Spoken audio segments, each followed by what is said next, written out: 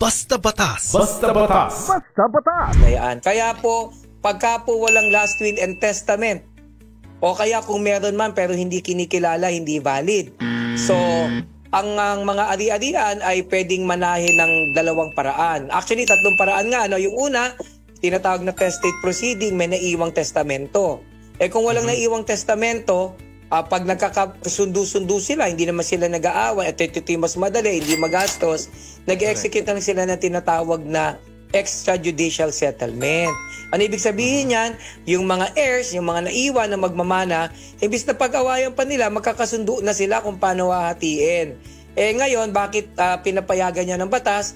Kasi syempre, dahil wala namang last will and testament, binibigyan ng pagkakataon ang mga nagmamana na paghati-hatian na yan, di ba? Para hindi na mag-away. Pero kung may nag-aaway, syempre mapipilitan silang magsampa ng kaso sa korte by operation of law.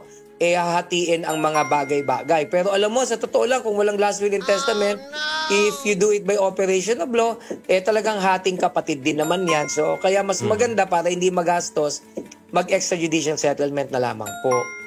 Sabi... Basta Batas. Basta Batas. Basta Batas.